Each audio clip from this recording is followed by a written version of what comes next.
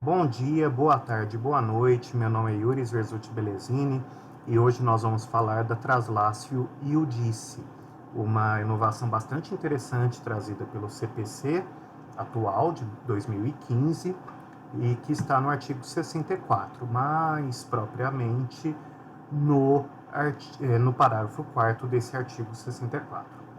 Antes, porém, vamos ver um pouquinho sobre o CPC de 1973.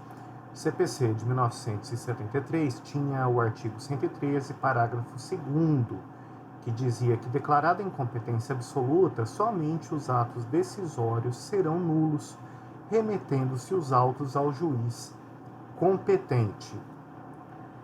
A incompetência absoluta pode ser declarada de ofício, como sabemos, pelo juiz em qualquer momento do processo, e no caso da absoluta, na ordem antiga, somente os atos decisórios eram declarados nulos.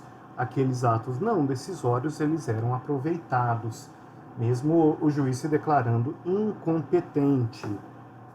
No caso da incompetência relativa, na ordem do CPC de 73, até os atos decisórios, eles eram plenamente válidos. E naquela época, então, se declarava incompetência absoluta, se remetia ao juiz competente e os atos decisórios eram tidos como nulos. Isso, inclusive, nesse agravo regimental no recurso especial 12.67.629 de Minas Gerais, o STJ trilhava fielmente esse entendimento que era a letra fria da lei do artigo 103, parágrafo 2º do CPC, embora já se lançava críticas a esse artigo.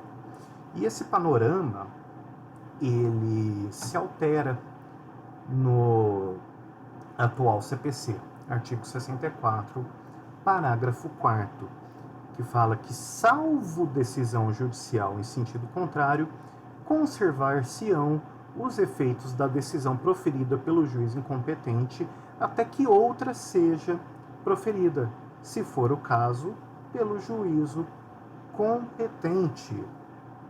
Fundamento claríssimo em economia de atos processuais. Então significa que se, no caso, há o reconhecimento de uma incompetência, a princípio, aqueles atos decisórios, que é a decisão judicial, lato sensu, elas se conservam na atual conjuntura do CPC, até que o juízo competente dê uma outra, ou até mesmo que ele a revogue, a modifique, por exemplo.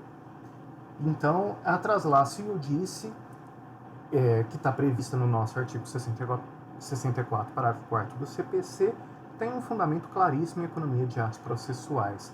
E outra questão que não consta, geralmente, das falas doutrinárias, mas que é muito claro, é que aqui não se fala mais em incompetência absoluta ou relativa. Todavia, a Traslácio Iudice, ao menos na minha concepção, ela é principalmente desenhada para os casos de incompetência absoluta, pois no caso da incompetência relativa, em determinado momento processual, vai haver a perpetuação da jurisdição, que é o princípio da perpetuatio jurisdictionis. Espero que vocês tenham gostado.